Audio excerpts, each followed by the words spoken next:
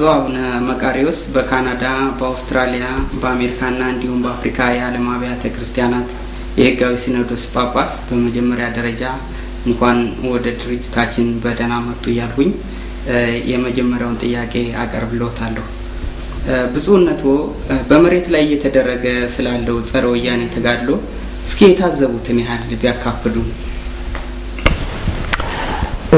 እኔ በጣም ላመሰግን ፈልጋለሁ። ለምን እንደዚህ በመድር የተሰራ አይመስለኝም ነበር። አሁን ከመጣሁበት እለት ጀምሮ ግን ካየሁት ግን በጣም በተሻለ መልኩና ያየሁት በአማረ ሁኔታ ስለሆነ በጣም ላመሰግን ፈልጋለሁ። ለምን የሚደረገውን ስራ በተግባራዊ ላይ በመታደርጉት የጂኦግራፊ አቀማመጥና የወታደራዊ አሰራር ላይ በመታካሄዱት እንቅስቃሴ በጣም አደንቃለሁ። ከማደንቁ ደግሞ በአይኔ ያየሁትና የተረዳሁት ስለሆነ ይሄ ምንም አማራጭ የሌለው በጣም ምስጋና የላቀ ነው። እሺ አመሰግናለሁ።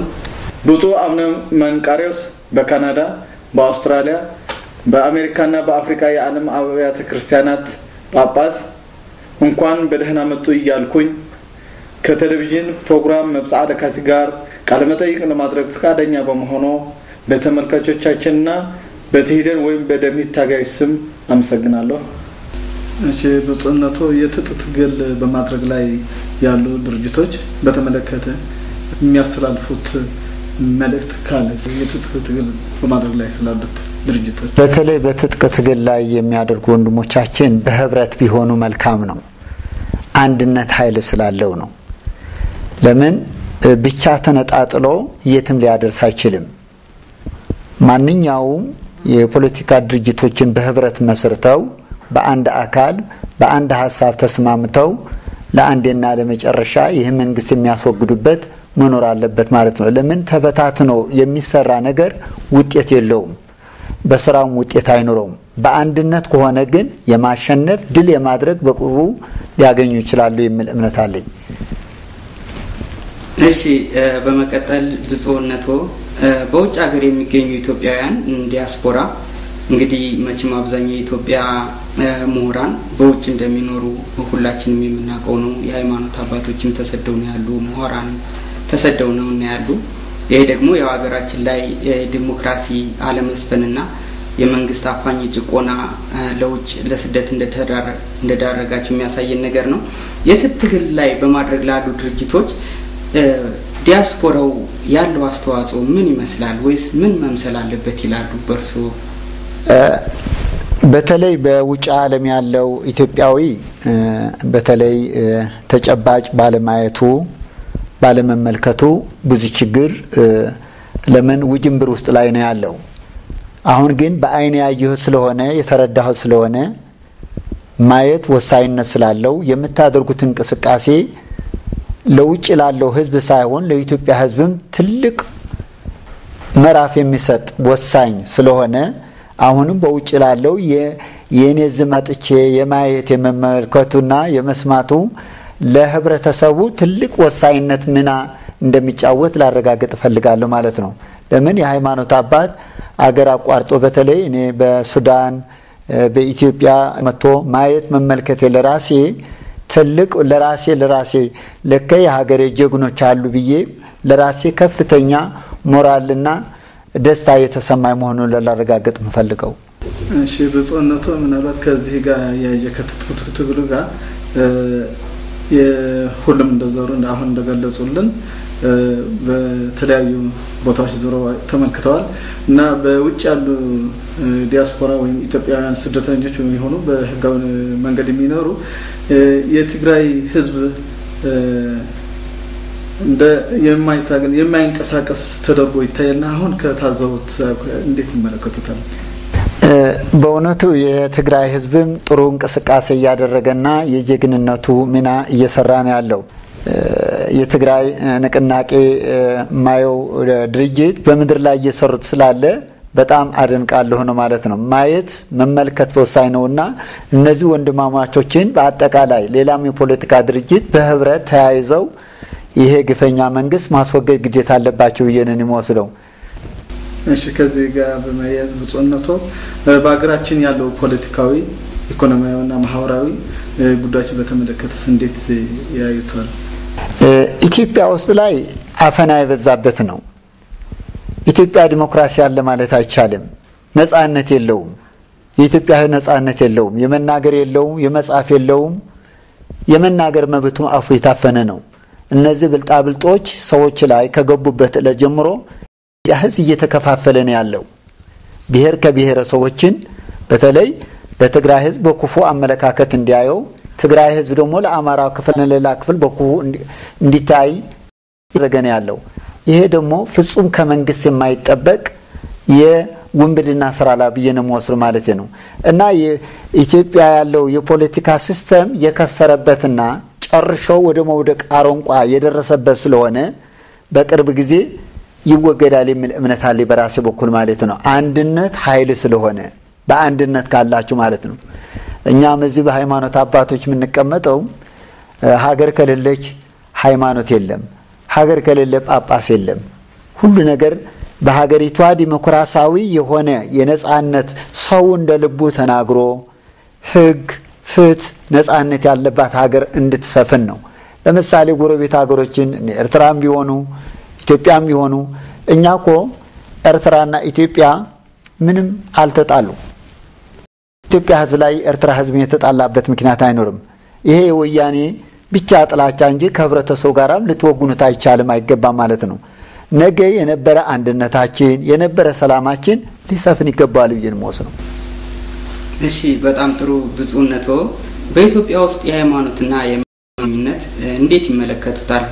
ማለት የፈለኩት ነገር ምንድነው? እንግዲህ ኢትዮጵያ የኦርቶዶክስ ሃይማኖትን ከአራተኛው መቶ ክፍለ ዘመን ጀምራ የተቀበለችና በተዋህዶ ኦርቶዶክስ ሃይማኖት ያው ኢትዮጵያ ላይ በደንብ የሚኖርበት ተከብሮ ያለበት ሃይማኖት ነው የነበረ። ነገር ግን በወያኔ ጣልቃ ገብነት ምክንያት ኢቭን ኦርቶዶክስ ሃይማኖት እንኳን ሲኖዶሱ ለሁለት ተከፍሎ የምናይበት ሁኔታ ነው ያለው። በዛ ላይ ደግሞ ቢያንስ እንግዲህ በ7ኛው ክፍለ ዘመን ጀምሮ እስልምና ኢትዮጵያ ውስጥ ነበር። ሙስሊሞች ከኢትዮጵያ የኦርቶዶክስ ሞኔ ሌላ ሃይማኖት ህዝቦች ጋር ተቻችለውና በፍቅር በሰላም የሚኖሩበት ነበር። ነገር ግን መንግስት ጣልቃ በመግባት አሁንም በሙስሊም ማህበረሰብ ላይ ችግር እየፈጠረ ነው ያለውና የሃይማኖትና የመንግስት ግንኙነት እንዴት ይመለከቱታል በእርሶ እይታ? አይ ለወረቀት ማድመቂያ ሃይማኖትና መንግስት ተለያይተዋል ብሎ ነው የሚናገረው። ይሄ ፕሮፓጋንዳ ነው። ሙስሊሙም የራሱ መብት አለው፣ ክርስቲያኑም የራሱ መብት አለው። ሁለቱ ወንድማማቾች በፍቅርና በሰላም የሚኖርባት ሀገር ናት። ይሄ መንግስት ግን ስልጣኑ ለማራዘም ክርስቲያኑ ከሙስሊም ሙስሊሙ ከክርስቲያን ጋር እያጋጨ ነው ያለው።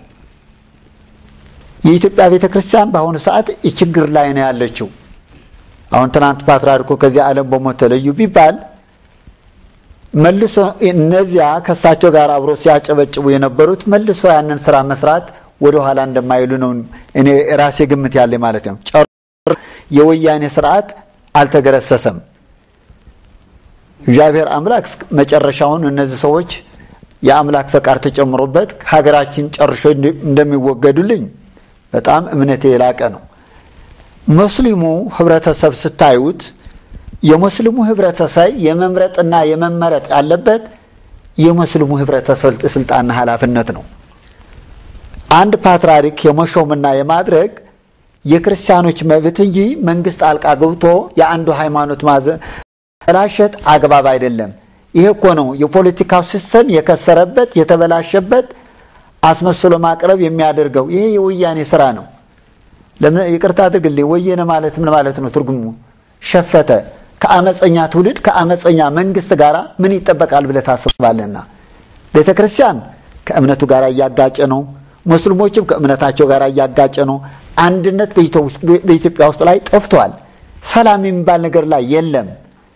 የመደገድ የመንቀሳቀስ መብቱ በልጓም የተለጎመ ህብረተሰብ ስለሆነ ነው። በእውነቴ ነው። ያን ጀግና ህዝብ የወለደች ሀገር የመሃን ወላድ ሆና ስታይ ግን እኔ ራሴ ያዝናለሁ። ለምሳሌ እኔ በመናገሬ የሚቃወሙም የሚደሰቱም ህብረተሰቡ ይኖራል። በምንም አይነት ለሀገሬ እስከ መጨረሻ ወደ ኋላ የማልል መሆኔ ላረጋግጥ እፈልጋለሁ ማለት ነው። እና እምነት የቤተ ክርስቲያኒቱ ስርዓት ከመንግስት ተጣብቆ መንግስት የሚያደርገውን የቅጥፈት የቤተ ክርስቲያን አባቶች አጥብቀው መቃወም ይገባቸው ነበር ለህዝባቸው ሲሉ። የኢትዮጵያ ግን አላደረገችም። ሰው ሲደበደብ፣ ሰው ሲታሰር፣ መከራ ሲደርስበት፣ ሲጨቆን፣ ግፍ ሲፈጸምበት ጳጳሳት አፋቸው ዘግተው ሲታዩ ይህ እኮ ክርስትና ህይወት አይደለም። ይህ እኮ የቤተ ክርስቲያን ቋንቋ አይደለም። ይህ እኮ የቤተ ክርስቲያን ዶግማ አይደለም። እኔ ለህዝብ ስል ነው መሞት ያለብኝ። መንግስትም አታድርግ ብዬ መምከር እንደ ሃይማኖት አባትነቴ ለመንግስትም መንገርና መቃወም ያስፈልገኝ ነበረ። ነገር ግን ከመንግስት ወግኖ ህዝብን ማድባት ግን አደገኛ ነው። ያው አጭበርባሪ ያው ውሸታም መንግስት በየቀኑ በሐሰት የሚለዋወጥ ሰው ምን ተሰሙታላችሁ። ለዚህ ለእናንተ መናገር አልፈልግም። እሺ ብፁዕነቶ በዋልድባ አካባቢ እየተደረገ ያለው ፋብሪካ ሰበብ በማድረግ ወይም ስኳር ፋብሪካ ወይም ሌላ የልማት ስራዎች እንሰራለን በሚል የዋልድባ ገዳም ከሌሎች ዓለማት ጋር የሚወዳደር ገዳም በጥንታዊነቱ እና በዚህ ላይ እየተደረገ ያለው እንቅስቃሴ ግማሹ ጥሩ ነው ለልማት ነው የሚል አለ። በሌላ በኩል ደግሞ ይሄ ታሪካችን ነው፣ ቅርሳችን ነው፣ የሃይማኖት አባቶች የተቀበሩበትና የሃይማኖት መልእክትም ወይም መንፈሳዊ መልእክትም ቢካሄድበት ቦታ ነውና ለምን ይፈርሳል የሚል ተቃውሞዎች አሉ። ከዚህ ጋር በመያያዝም በሙስሊሙ ወንድሞቻችንም ጭፍጨፋ እየተካሄደ ነው። ይታሰራሉ፣ በየመስጊዳቸው እየተከበቡ ጸሎትም አምላካቸውን ለማመስገን ያልቻሉበት ሁኔታ ነው ያለው እና በዚህ ሁኔታ ላይ የእርሶ አስተያየት ምንድነው? ይትማ ዋልድባ ቅዱስ ስፍራ ነው። የኢትዮጵያን ኦርቶዶክስ ተዋሕዶ ቤተክርስቲያን ዩኒቨርሲቲ ማለት ነው። ይሄ ክቡር ቦታ አይታረስም። ራሱ ገዳሙ ራሱ ልማት ነው። ሸንኮራ አገዳ ቢተክሉበትም አይበቅልም። የቃል ኪዳን ቦታ ነው። እግዚአብሔር የመረጠው የቅዱሳን ቦታ የቅዱሳን መናኸሪያ ነው። በዋልድባ አስተባባሪ ኮሚቴ ከተመረጥኩ አንድ አካል ነኝ። አሁን ዋልድባም አይቼዋለሁ። አሁን የታረሰውም የተፈጸመው ሁሉ ተመልክቼዋለሁ ማለት ነው። ነገር ግን ይሄ አደገኝነት አለው። እዚያ ቦታ ላይ የሚኖሩ ቅዱሳን አባቶች ምግብ የማይገመገቡ አርፍ እየተመገቡ የቅድስና ስራ እግዚአብሔርን የሚያመሰግኑ ቅዱስ ቦታ ነው። ወያኔ ዋልድባ በሚነካበት ጊዜ ሌሎችም ገና ይጠርጋቸዋል። 24 መቆሚያዎች የተተከሉ አሉ። እነሱ አይለቃቸው። የቅዱሳን ቦታ ነው፣ የጸጋ ቦታ ነው፣ የበረከት ቦታ ነው፣ የረድኤት ቦታ ነው። ያንን ቦታ መንካት ኢትዮጵያን ቤተክርስቲያን አፏ ከፍታ የልማት ነው ብላ ስትናገር አሳፋሪ ነው። ለ3000 እና ለ4000 ዓመታት የነበረ ገዳም ትናንት በወያኔ ስርዓት ያ የተከበረ ገዳም መደፈር አደገኝነት አለው። አግባብ አይደለም። የኢትዮጵያ ሕዝብ ተነስቶ በገዳም ላይ የሚፈጸመው ሁሉ ሊቃወም ይገባል ብዬ ነው የምወስደው። ገዳሙ ከተነካ የኢትዮጵያ ህልውና የኢትዮጵያ መሪዎች ጭርሻው አይኖሩ። በእርግጠኛ ላረጋግጥ ልፈልጋለሁ። በመስልሙ ህብረተሰብ የራሳቸው መብት እኮ ነው። ዋይ የመምረጥም የመመረጥም የማባረርም የማውጣትም በመስጊዳቸው የሚፈጽሙት ስርዓት ነው። መንግስት ጣልቃ መግባት አይችልም። ገብቶ መስጊዳቸው ገብቶ ሊገላቸውም አይገባም። አግባብ አይደለም። ድፍረት ነው ይሄ። ደፍሮስ አንድ ሰው መስጊድ እነሱ ፈቃድ ከሌለ አንድ ሰው መሳሪያ ይዞ አምልኮ የሚመለክበት ቦታ መሳሪያ ይዞ መግባት አይፈቀድም። ቅዱሳን ገዳማት ነው ዋልድባ በመሳሪያ በፌደራል ፖሊስ እነዚያ መነኮሳት ሲደበደቡ ኢትዮጵያ አለች ማለት ይቻላል? ወገን አለ ማለት ይቻላል? ሀገር አለ ማለት ይቻላል? ያስደፍራል።